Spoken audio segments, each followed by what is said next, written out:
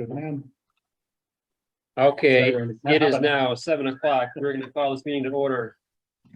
It is Tuesday, September 13th, 2022. This is the short-term rental subcommittee meeting for town of Southwick.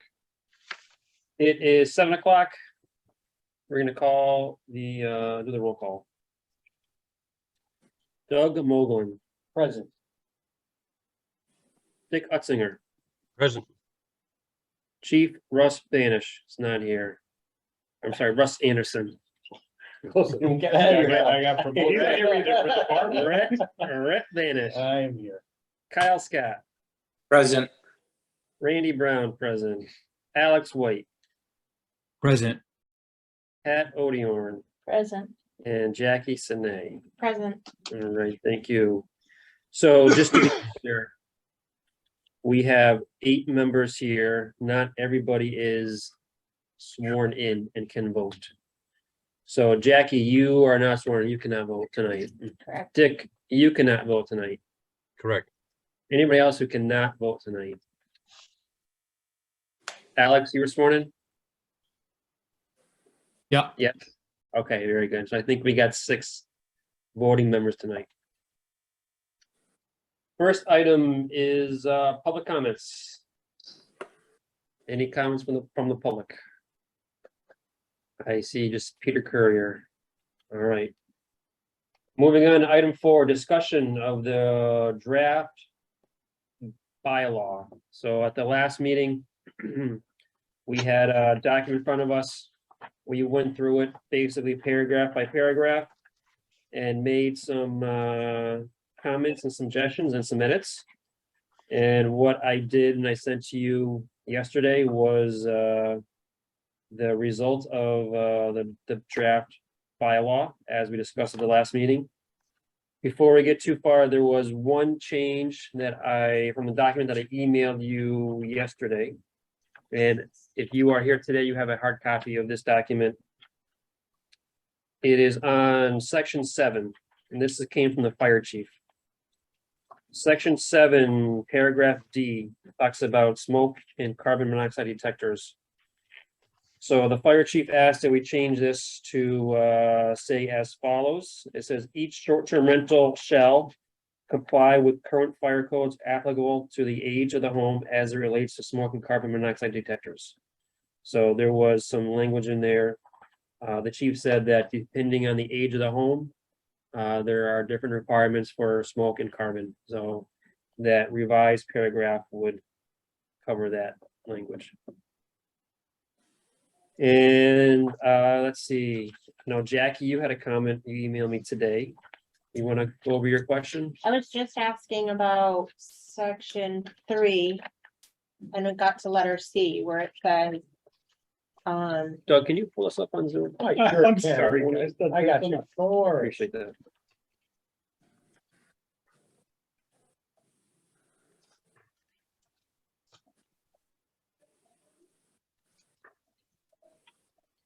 All right, Jackie, go ahead. I was just saying, it's section 3. And then letter C, where it talks about abutters. Yeah, so your question. My question was, well, first I was like saying abutters I usually think of as, people that actually abut your property. This one says up to 300 feet. And then when you had said with the GIS map, when you go into the GIS map, and I just did both my properties to see what it would look like. And it does with it starts at 100 feet, but you can change it to 300. And like one of my properties is 30. So I'm like, okay, so is it, I'm just wondering why is it, and what, what's the purpose of it to let everybody, like, I get it when we're doing something like construction wise or something like that, but I don't, is it always 300 feet? For planning board, I believe every notice is 300 feet. Okay, It may be less for other boards. I'm not sure if what the article like for Board of Health. Or for select board, if there are different, I don't know if you know Doug or Alex, I know the planning board usually is 300 but feet, yeah, 300 feet is a typical notice, yeah. and it can be more arduous if you make it say 300 feet along a street line. This is a 300-foot genuine circle. It's not 300 feet in every direction along a street. So 300 feet's really not all that much. No? All right. Well, your normal frontage in R40 is 200. Mhm.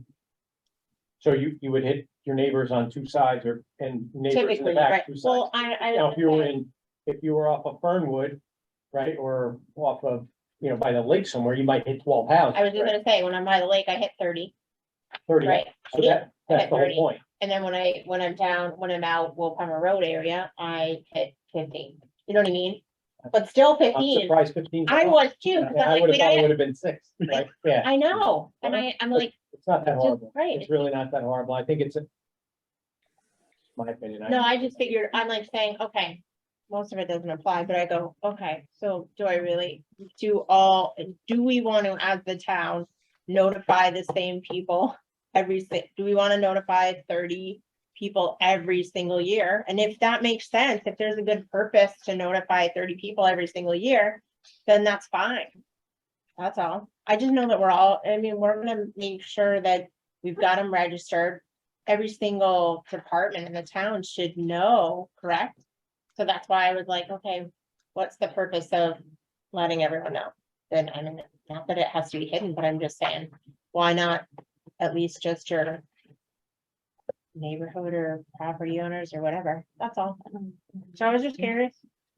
I'm trying to figure out who I'm missing in this list. But it's only Is this the first only time? once. I think it's the first application. So when you first become registered as But I a thought, I was just gonna say, I thought that we had to do the application every single year, I thought we said. There's a renewal. This is the Okay. application. Oh, okay, all right, so every time there's a first, like we said, if someone sells their house and then they decide to do it in the future, then it's every time they start. Correct. As I read it, section C is your 300 feet. Section E, registration renewal. Section C also has another problem to it. Okay. Instead Yeah, of go the ahead. application with the Southwick Building Department, it should be with the Southwick DPW. Not the building department. I mean, why is the building department or the town clerk or somebody else, why does building get this little task? Because it's Where does zoning. it best fit? What department does it best fit under? Well, I mean, the town clerk handles a lot of the other licensing requirements and various permits that go through town, like home Yes. occupation, zoning board of appeals applications. It just seems like, that's another pretty good sized job. Well, someone's Right, got to but go through the application.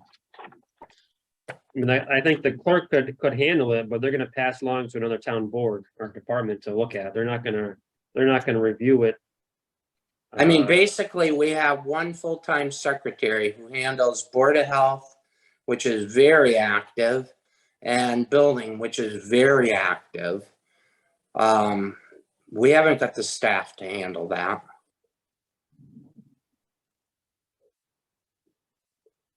The application can be filed with the town clerk. With like a lot of applications, they get clocked in at the town clerk. But it's Yep. got to be processed by zoning, with the zoning permit. Mm-hmm. Well, I think you all know I'm totally against the whole concept, so. Understood.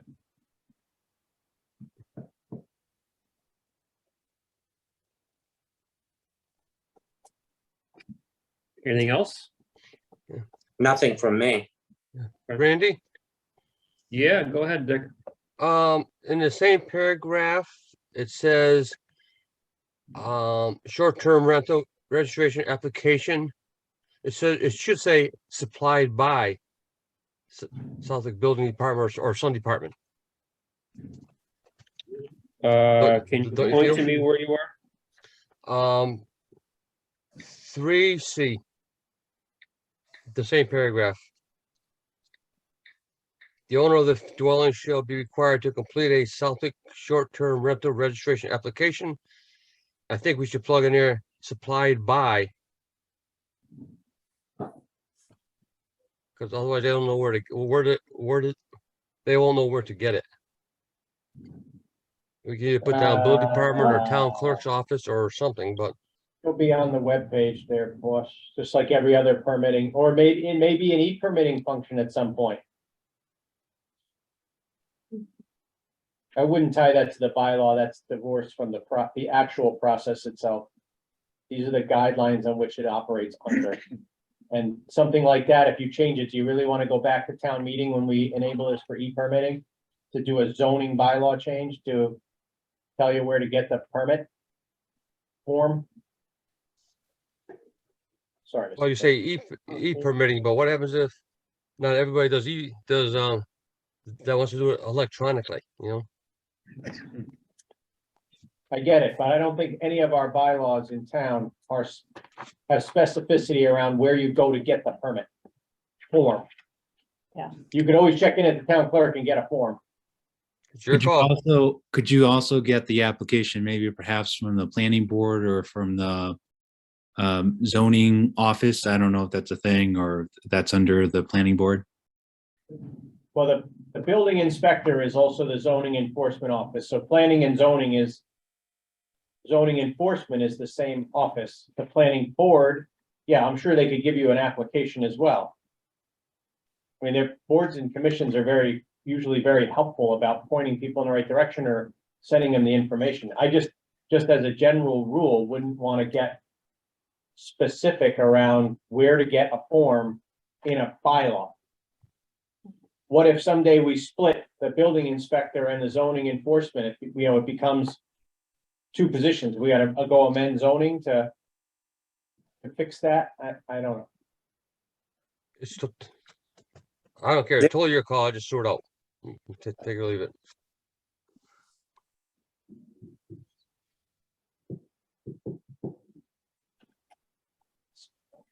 Okay, let's see.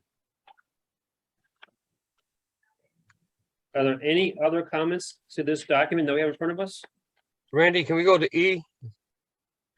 Same Yeah, one? section 3, yeah. Okay, it says registration, renewal, short-term rental agreement shall be renewed annually or may be renewed annually. Shall, Shall? Okay, required. No, I think I see where you're going with that, Dick. You're trying to say it's not a guarantee that they're gonna get renewed. that is correct.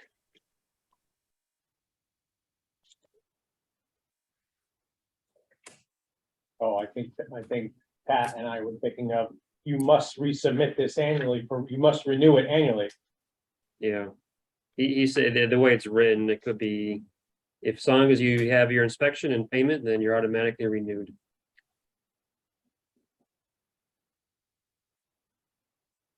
I would say you have to have your inspection passed, right? Upon a past annual inspection. Yeah,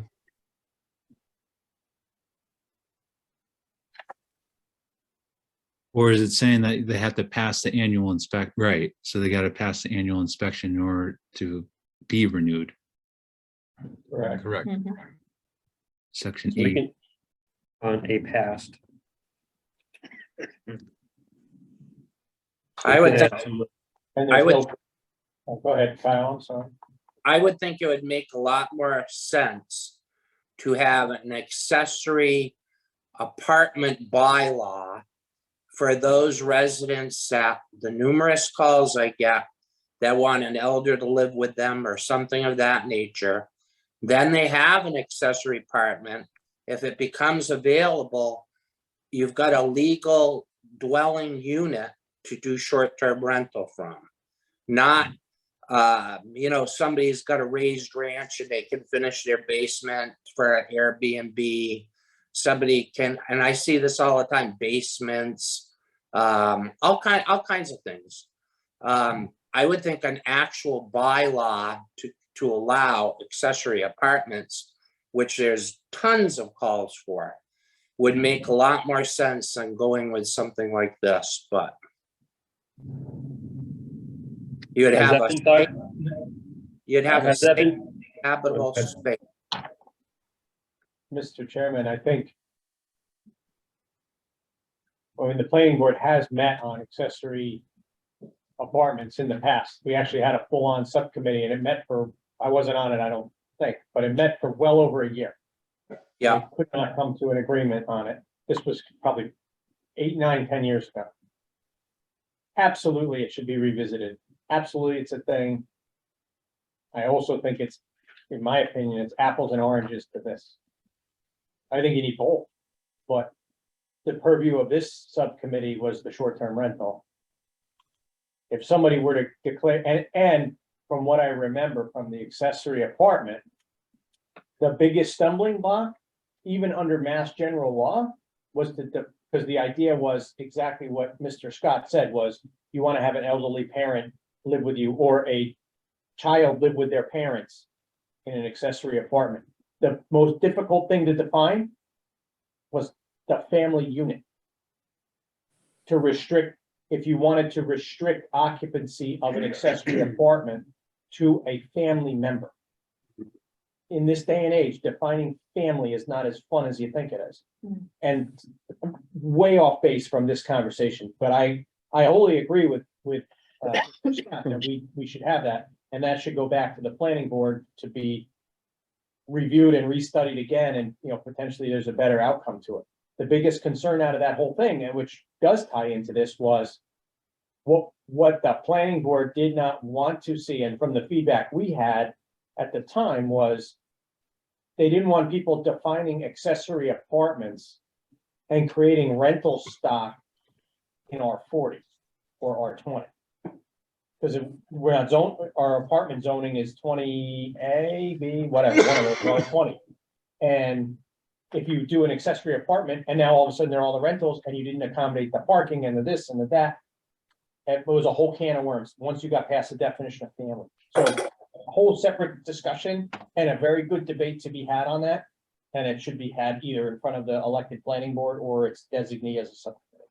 But this bylaw is the work product of a different nature, in my opinion.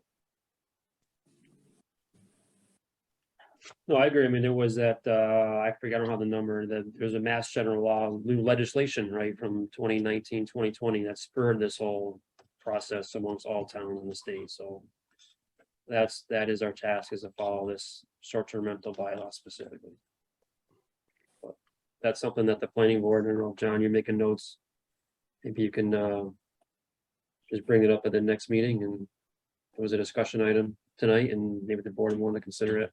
For the Sure, future. I think it remains a hot topic. Absolutely.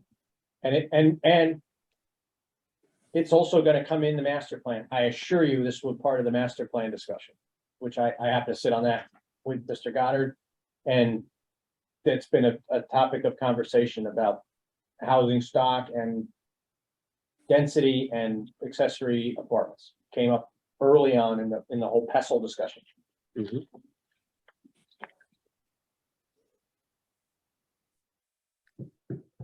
Okay, any more comments?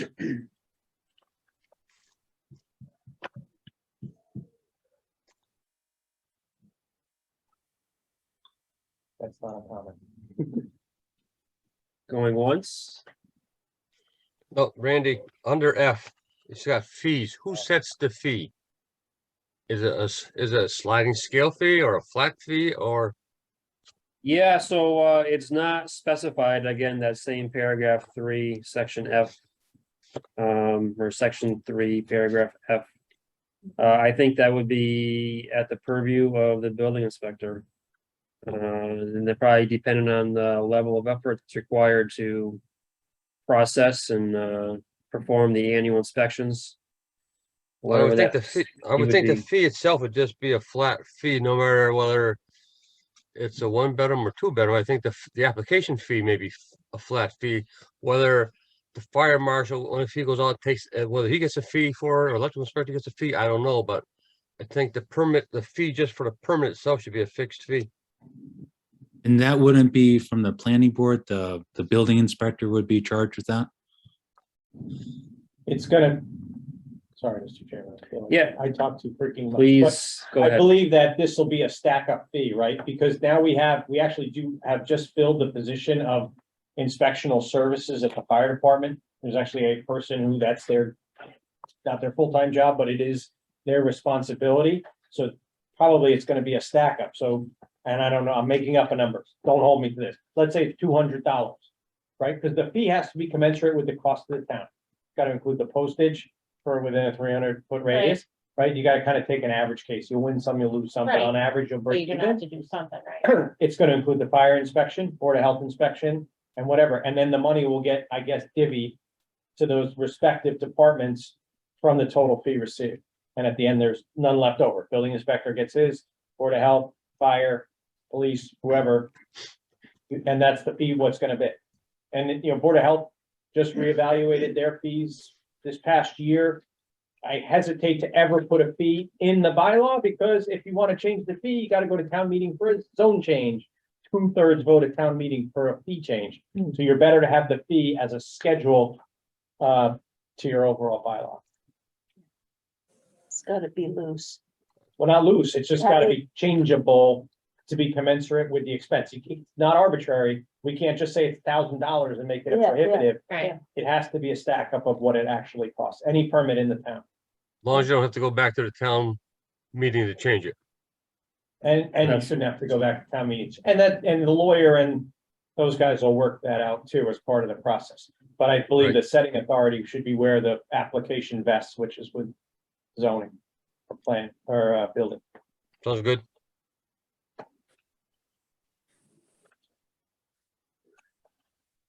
Okay, Inspection or what? The Inspectional services. service. Mr. Brian Schneider was just appointed to that role a couple of weeks ago. Right now, it's one person does it part-time, but now it's gonna be part of his assigned right of assignment.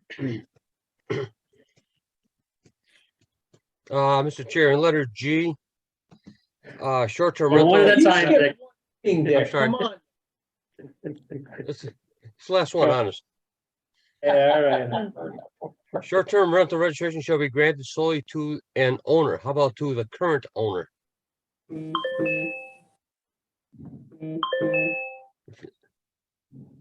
Or the owner. Well, it's not specifying the owner of what. Property owner then. So the term owner is in section 2 definitions.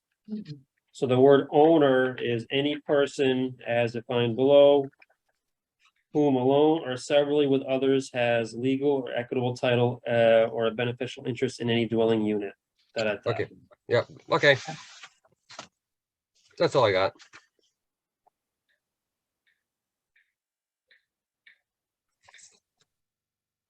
So on the typo part, Go do we want to say within 300 feet? Is that instead of with?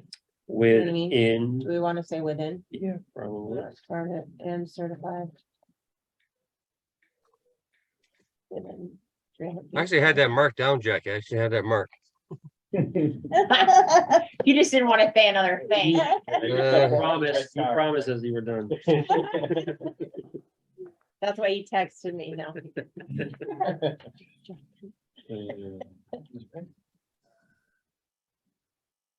Okay, anything else? I'll do my countdown again. Going once. Going twice. Dick, you sure? I'm taking the fifth. All right. So I think we have a document in front of us that's pretty complete. With some minor modifications made at today's meeting.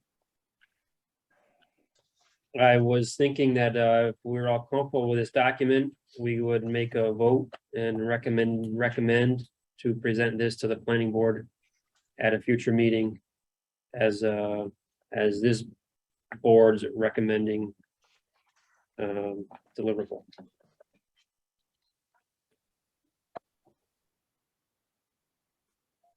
Anybody like to make a motion to? Well, you can't make a motion. I can't, I know. I can't either. You can't either.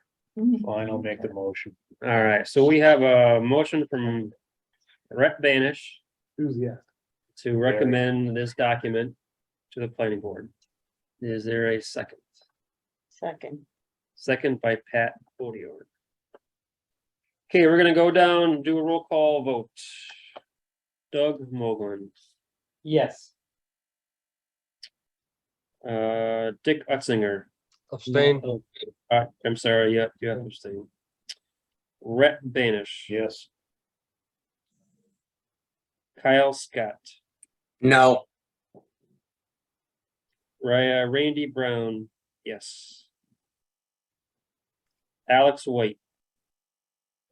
I'm gonna go with no at this time. I think it needs some more flushing. Pat Bodior. No. And Jackie, you can't vote either. Correct. So that's 3-3. 3 yeses and 3 nos. So what do we do here? I think you ought to present it to the planning board without any recommendation at all, just like the finance committee sometimes makes recommendations or refuses to make a recommendation about some item that comes up before the town. I think we should just present it to the board that this is what we have come up with, and I'd leave it at that. Okay, That's just my opinion.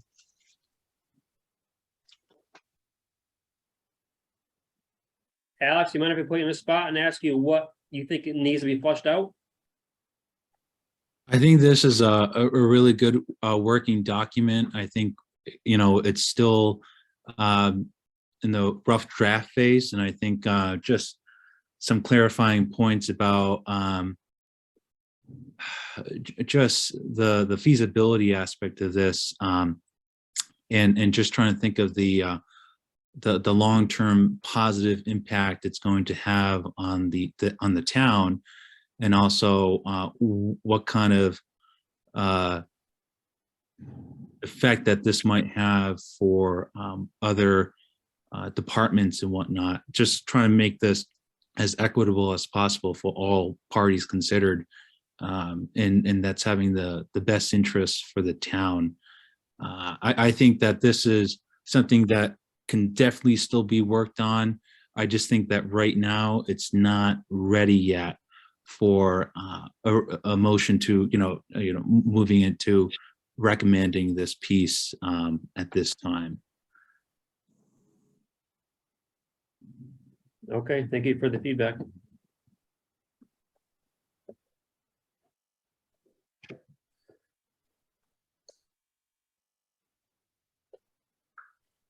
I'm sorry, go ahead. Well, I don't know where, go ahead, Doug. Well, I have a question I have 2 questions. One is for Pat, I'll come back to her. But Alex, I just want to make sure that everyone is aware of the process from here. This is only a recommending subcommittee of the planning board. We would send this as a draft framework. It's not a bylaw. This isn't going to town meeting. This is a rough draft of where we are and what we think a bylaw could look like. And it then goes to the full planning board to do with as they please. They could throw it in the garbage. They could then advertise and hold a public hearing. They could debate it amongst themselves and then advertise and have a public hearing. And then take a totally different document or modified extensively, to your point, to town meeting as a proposed zoning bylaw. But after, how many meetings did we have? We've had 6 or 7 at least. 7 meetings of discussion amongst ourselves, members of the public. Other town officials have come in and given their input. And then by discussion, we came to something along these lines. So I just want to make sure that you're on board with the process and that this isn't going to town meeting like this. This just goes back to the planning board for further discussion and review. But this would be the recommendation of the subcommittee. So in fact, it has really no weight other than we've sat here for at least 12 hours combined all in going over this stuff, and this is our basis, from what everybody said. So I just want to make sure that you're clear on the overall process. I think so. And then I guess I have a question back. So if there is a tie in that regard, and it's not moved for a recommendation, I guess what happens then? We're done. But, well, we would have to continue to meet to come back to a recommendation to the planning board. We could just toss this out right now if we want and decide and have a better discussion, which is gonna lead to my question to Pat. But, and we could have a discussion now and says, okay, we all basically agree that we should allow short-term rentals, but we should have, the planning board should craft a bylaw amendment to allow it, because right now it's prohibited under zoning. And we could be done, or we could go back and come up with a whole nother draft bylaw or change this one to something that gets us to a 4-3 vote or a 8-0 vote, or however you want to look at it. So So would there I thought be, this was a fair compromise where we Yeah. were, but so I guess the other question is if we continue with this working group in order to make sure that we are able to get, the votes needed to move it forward, is that a possibility for the time frame or? we're, Okay, We have no specific time frame. okay. We're So not under so any we can, deadlines. so we can meet again and then try to, continue working on this, and then if it works, then we can move for the recommendation to the board, planning board. That's correct, but at that point, the planning board may change it all around too. and, right. And then the other part of this is the planning board can do what, I'd love to hear back from you before we meet again, or, through the chair, of course, open meeting law and all. I'd like to understand what about this particular document as it exists today that is objectionable to yourself, that made you vote the way that you did, so that we have a basis of discussion to go forward. Because we've been through this a couple times now, including tonight. I understand Kyle Scott's objection. I completely get it and respect it. But I'd like to understand that. And then I guess if I can now is my question to Pat, right? Pat was the impetus behind a lot of this and worked through a lot of this bylaw and then voted against sending this bylaw back to the planning board. So what is your position? Is you'd rather prohibit it completely? Yes, That's fair enough. we have figured out that short-term rental is and not more than 30 days. But we have not said how many days are allowed. So that I'm right back with the weekend people coming whenever they wish. But now you have a way to complain, correct? I mean, that's what we were trying to put into it. Partway is a way for her to be able to say, I have a problem with this. And somebody needs to help me work through it. Do you know what I mean? And I thought that was part of what we were trying to do, right? Was to be able to have some kind of, something that we could go to owners and say, you have tenants that are not doing the right things. And now you're, as the property owner, you're responsible for this and how to make them stop. I mean, that's what I thought we were working on too, right? You know what I mean? To try and get things to be more reasonable. Where Well, that people could go forward and say, I have a complaint, somebody help me, right?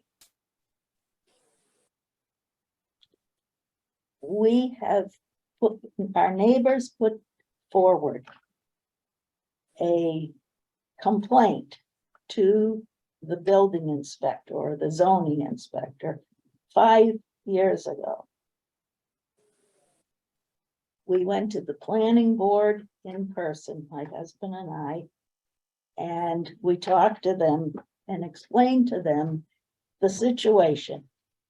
And they said that the selectmen had to decide what the selectmen would do. And we went to the selectmen, I don't remember. I know we talked to Russ, I'm not positive we talked to, We absolutely spoke. I think we did. Oh, I'm sure we did. Anyway, it's a long No, time I get it. ago, I know. long time ago. And we were told it was in the hands of the lawyer. And it has been in the hands of the lawyer for 3 years. And this document is not going to help me. Because people are still going to be able to come any old time. Right, but if there's a problem, you have a route of how you can address the problem. You can go to whatever department this falls into. Let's, for example, the building inspector, I'll just use this for example. You go to him and then he can go there to the party, say, okay, we have this violation, dot, dot, dot. First warning is warning, second time is a fine, something like this. But that gives you an avenue, of how to deal with the problem that you're having. Sir, there's an avenue now. If it's not allowed, I've notified Pat's neighbor that it was clearly not allowed. People ignore it. So then you get to the position where you're writing individuals fines. I have written more tickets in Southwick that are worthless because they do not get enforced to the court through the court system. So that is a misnomer that you can sit there with a ticket book and it's going to solve the problem, because some people, number one, don't care if they get a ticket and they'll get them till they pile up.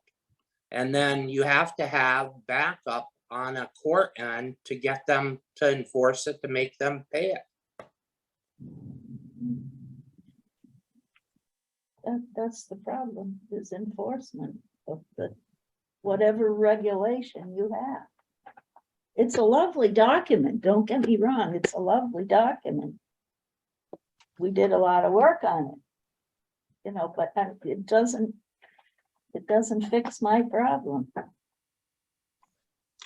So Kyle, if a person complains and you go down and talk to the homeowner, and you, what do you write him up, or you give him a ticket, or how's the system work? No, normally start off with a cease and desist letter to correct whatever the issue is. To give you an example of something, and I'm not going to use names or addresses. No, that's fine. That's fine. I've got a person running kind of like a chop shop with cars. That's one. Write them a ticket. No, you know, they don't get enforced. They don't get enforced through the court system. It's not a very good system, truthfully. And same thing. I have another issue with one I wrote thousands of dollars of fines on. Same position. So this ticket that you write, is this a legal ticket, for example, like a police ticket? I mean, Yes, correct. It says same type of format as a police ticket. But are you saying that the court won't enforce your ticket, or we're not having this fine to go to court? It's you don't get appointed with a hearing officer. You don't get notified of dates. It doesn't get followed through. And then you end up with all these pieces of paper that, you know, it takes time to generate, and they don't get dealt with. Is there any way it could be put through the police department? I mean, I don't mean to give them any more work either, but would that have a little more bite? Would that have a little more bite to it? Some of it is that way. But they have I think they have a hearing officer or an officer that goes to the hearings. And, you know, I mean, I suppose they have a lot of issues, you know, they're handling, so. Yeah, Brett, are you on what Zoom? happens? Yeah, I am. So what happens on our end is basically when the fine is issued by any town department, there's a prescribed number of days it has to be responded to in. And if it's not responded to in those days, basically our court officer gets correspondence from Michelle Hill. And from there, we do it's basically a criminal complaint application, but it's a criminal complaint application for failure to pay a municipal bylaw. And it's not for the fine you're thinking, so it wouldn't be for, you know, it wouldn't be for any violation of this bylaw or any other bylaw for that matter. It's just specifically failure to pay a bylaw is what we charge them with. That's, as far as I know, the only thing we can charge them with. Is there a dollar fine on that, Red, or? I think it's up to the judge. I'm not sure, if they would impose the original fine that's on the face of the ticket. Or if they would say, it's gonna be $100. I don't know. It's one of those discretionary things that's out of our control, unfortunately. Our court officer may have some input on it if he's asked. How often does it succeed? To my knowledge, this is something we haven't really dealt with a lot. I'm newer to my position, so I see stuff I didn't see, 3-4 years ago. Our court officer as well, he's newer to the position, but it's something that's probably come up in the last, I would say, 5 years that we've been bringing these things forward. I don't know where they went before. Yeah. Yeah. Or didn't go before. I know we've been to court of late Yes, we have. Yes, we have. for that exact issue. Not short-term rental, but for failure to be responsive to a ticket. Did it succeed? I mean, I don't know the answer to that yet. I don't think that process is complete. And it's still Yeah, playing okay. out. um, Yeah, I'd love to tell you a nice, easy answer, but well, with the hey, court, I mean, unfortunately, there is no easy answer sometimes. but I mean, if the system breaks down somewhere, then what good is it? But if the system is the state of Massachusetts is basically what I'm starting to understand, yes? It's not really a system in our town, it's the state. The town has its system initially. Like I said, Okay. there's the prescribed number of days you have to respond, Right, and you can respond either by paying or by requesting a hearing. okay, We've got some people who do neither. okay, So, just after ignore the it. 21 days goes by or whatnot, then, we go for that criminal complaint for failure to basically take any action on okay. the bylaw citation. And that's, as the town, that's all we can do? Is that, it's a question, because I truthfully have no idea. I mean, I that's, mean, I would have brought one of my citations over if I knew it, but I don't have any on the car, so. okay. But there is, there's a setup in there for a hearing and stuff in town, which I think goes before Michelle Hill, but I'm not She's the positive hearing on that. officer. Yes. So if the homeowner gets a fine or a penalty, whatever, we're assuming at that point that they have a permit to have a B&B or whatever you call it. Will we reissue another one or cancel the one they have? Or, I mean, what bite do we have to put a stop to the problem? That's, I guess is what I ask. Have you got an Well, that's what idea, we- Kyle, how we could do that? I mean, any ideas? I'm kind of at a loss what to do with that at this point, that part of it. I imagine you would, if you had enough violations, you should have something where you rescind their right to have an Airbnb. I think you could do that if you only have one violation and they don't address it. Right. Right. I thought we tried to write that in, didn't we? To say that they couldn't renew. Right, If but can you they- cancel one they have? Let's say they do a B&B for 30 But days. it's yearly, but it's yearly too, so you're right, so is there any, I don't know if we wrote anything in if we could cancel them, but why would we have given it to them in the first place then? Do you know what I No, mean? because we gave it to them in the first place because everything seemed wonderful. And then Right. 3 weeks down the road, there's a big party going on and the neighbors complain and they're not responding to it. So then we have to have some sort of way of addressing the violation. I think that you could leave yourself open to claims of discriminatory action against one Airbnb owner. If you cite them for having a party, unless the police come and actually arrest people, which I have had in previous towns. I think that, you're going to get, oh, I never did that. And, they'll go lawyer up and, liability. I gotta assume if the police came, it should be enough evidence on our side of the coin Yeah, to be able to, if you know, they to come, be able to. I Pardon? don't know in Pat's case, when she had all the issues, if it was escalated to the point where the police came and actually had to take action or not. But I mean, they can push it to the borderline and there's not a lot you can do about it. And if, you know, if somebody isn't arrested or the police verify that it's disturbing the peace. Well, we So gotta have some there- way where we can protect the neighbors. That's our, you know, I mean, in past situations, exactly. I mean, where I live on South Limit Street, never had that problem. Don't worry about it. But down by the lakes, it's a different issue. So somewhere along the way, we gotta have some sort of bite in our bylaws that we can enforce the rules and regulations. So Dick, if you look at section 14 that's on the screen now, that does give the ability of how it's written, the building inspector to suspend, revoke, or modify any or all registration approvals, which would be reviewed at a, you know, at a meeting, a public hearing, based on a complaint. Right. So that language is in there. But Mhm. I think Kyle that feels should that go- that may be too open-ended, may leave us liable, which I think anything leaves you liable these days. There's gotta be a process, right? I mean, someone's gotta take the complaint. Someone has to hear it and someone has to decide whether the complaint is valid or not.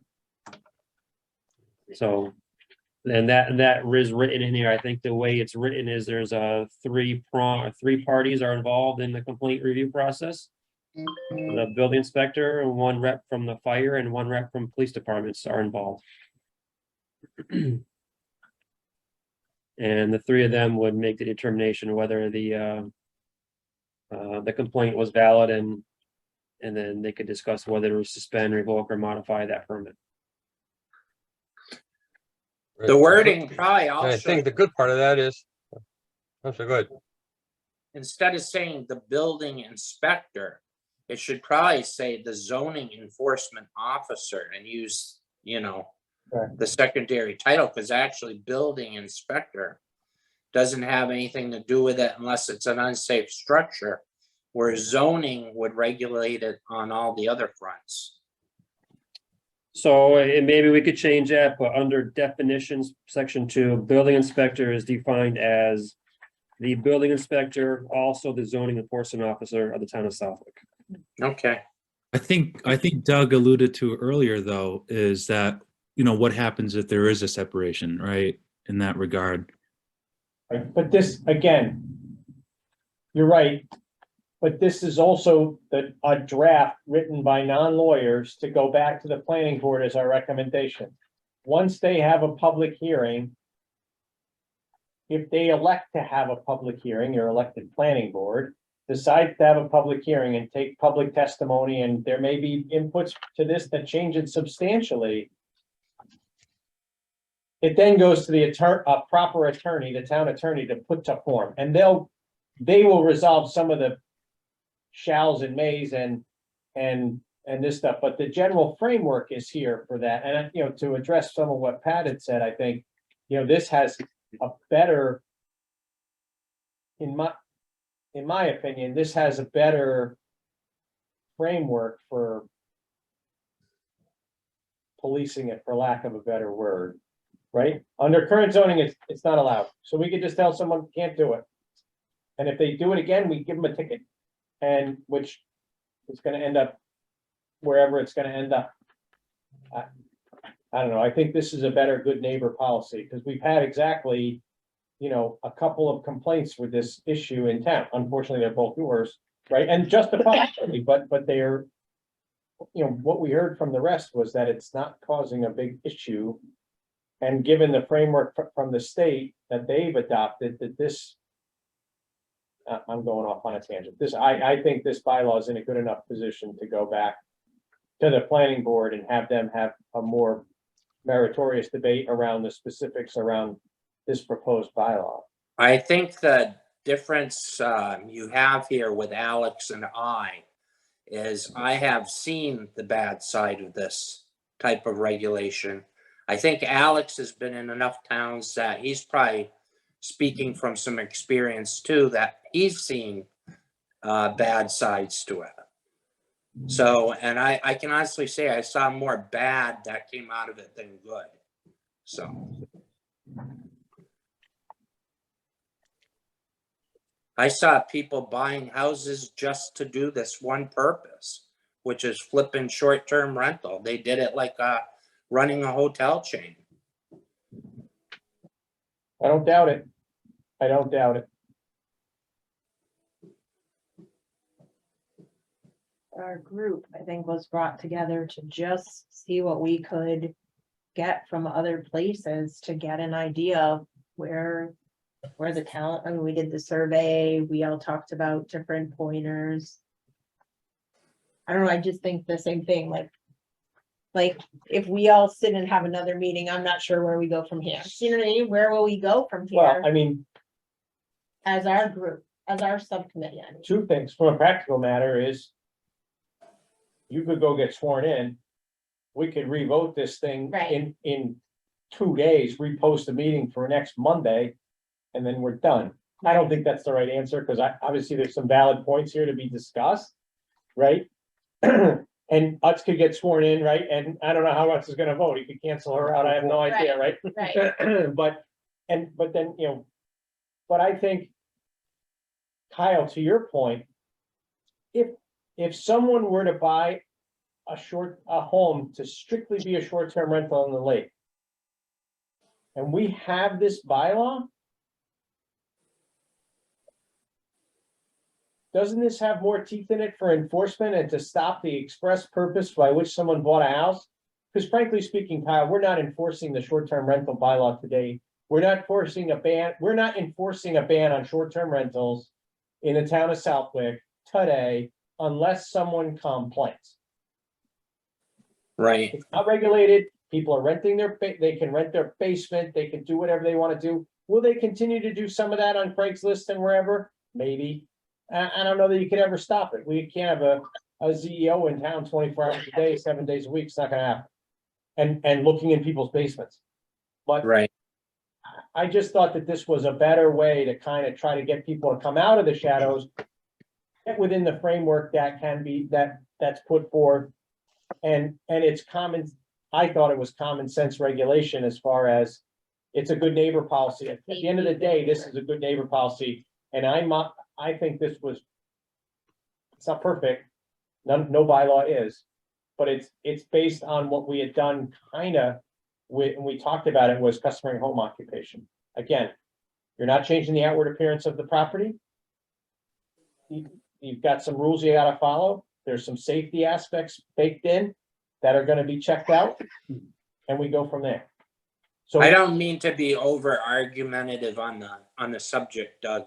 It's just I've seen bad stuff happen to housing stock every day where people disregard smoke detectors, they have paid no attention to basic things, and it's just it'll happen here too.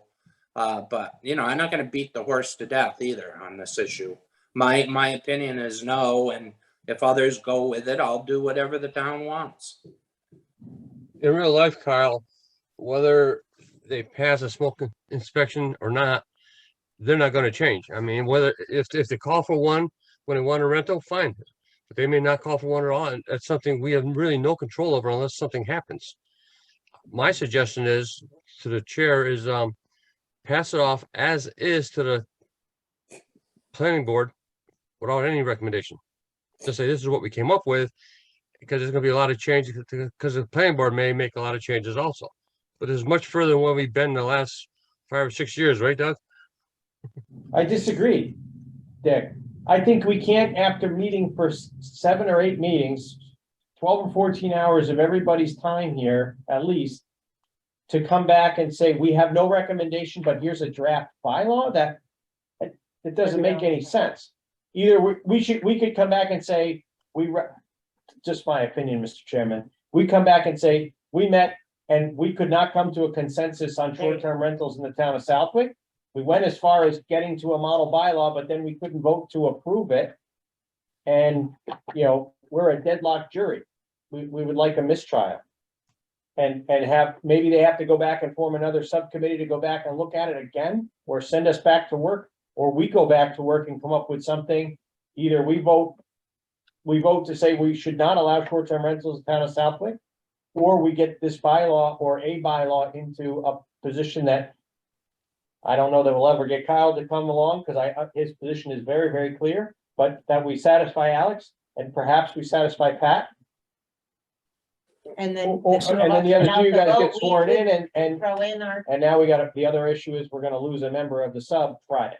Well, Mis- roughly Friday. Mr. Chairman, I have a quick question. Go ahead, Alex. I saw your hand up. When it comes to, let's say, a violation of housing code or building code, or building or fire or police, does that mean that if there is a violation and orders to correct are made that at this facility, does that mean that the registration or some sort of suspension of the short-term rental would occur, or is there like a way to go ahead and revoke that? And I guess the other question is who would, I guess the zoning enforcement officer would be in charge of that, but that kind of referral system would be from the department themselves to the zoning enforcement officer on this. So if there is an issue that has not been corrected or continuing to be a repeat violation, what happens then, I guess? Is that also included within this document, I guess, for the bylaw? I think the short answer is yes. So That's number 14. if you go back to number 14, there is a complaint review process, which is spelled out in this draft bylaw. So if a complaint does come in, then there is a hearing between the owner of the property and 3 people within town, one being the building inspector, 1 rep from fire, and 1 rep from police. And they would review that complaint and make a decision. This bylaw does give a lot of leeway to the building inspector in terms of that. So the building inspector can really dictate, in my mind, if there's an issue, that person can at that point can suspend or revoke or modify that permit immediately. So I think that language is in here. Mr. Chair, I have a question.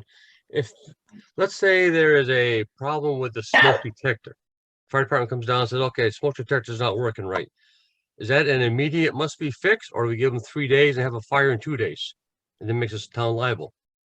Right. It doesn't make the town liable. Pardon? I don't believe you expose the town to liability by. Well, no, I'm I just don't believe saying you make if, the town liable. So I just, it's a dangerous thing to keep saying that. I don't think you make the town liable when someone calls and makes a complaint about a defective smoke detector or something like that. no, I'm saying if the fire department, let's say went down there and found it defective, said it had to be changed, and they don't change it.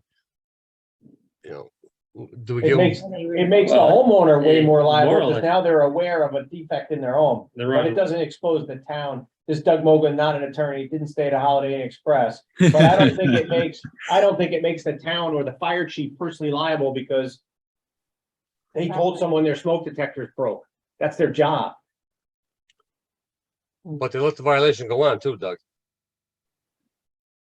No. No, they let them know the smoke told them detectors They defective. told them to fix it, and that owner didn't fix it.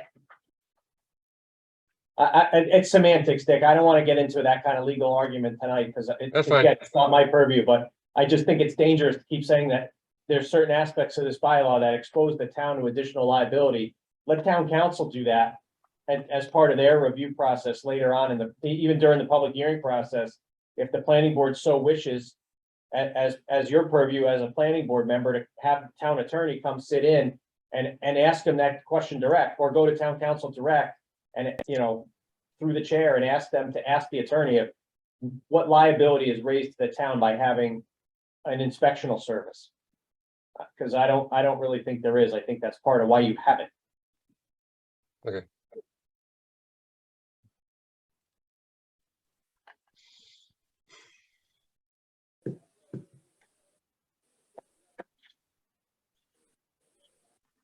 Okay, so Meet again tomorrow. I don't know where to go.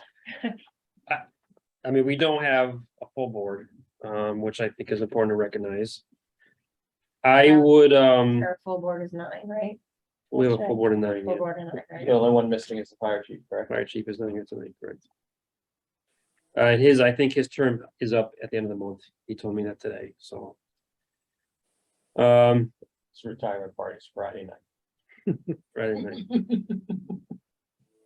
Okay. Right, don't think I his- guess His here's what, official retirement date is later, but I believe his last day in the office is here's what I would suggest. If we have another meeting in, say, a week, or we could pick a date and time.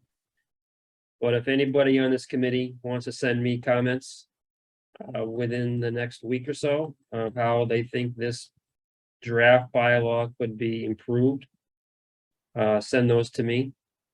And I will compile those, and then I will present that to the board or this committee at our next meeting in say it's 7 or 10 days.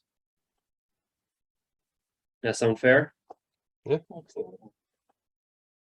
right, so why don't we talk about that next meeting then? When we can have that?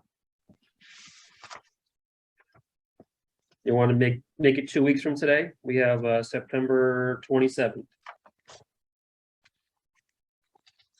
Will we be less a member by then? I'll be hybrid. I'm sorry, I'll be Zoom. Can you get sworn in, Dick, before then? As long as I get feeling better, I can. Oh, yeah. That's right. Well, it's only what's the hibernation now? Who knows? It's been a week now, so. That's a good answer right there. Really? Go for my family feedback. It's already done then. Taking a while. Wear a mask. Go get sworn in. Don't touch anything.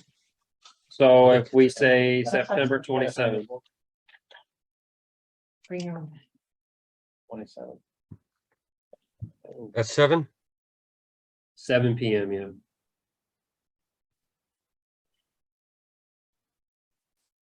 So I'll take any and all comments from any committee members. And if you get those to me by, well, get them to me by by next Wednesday, the 21st.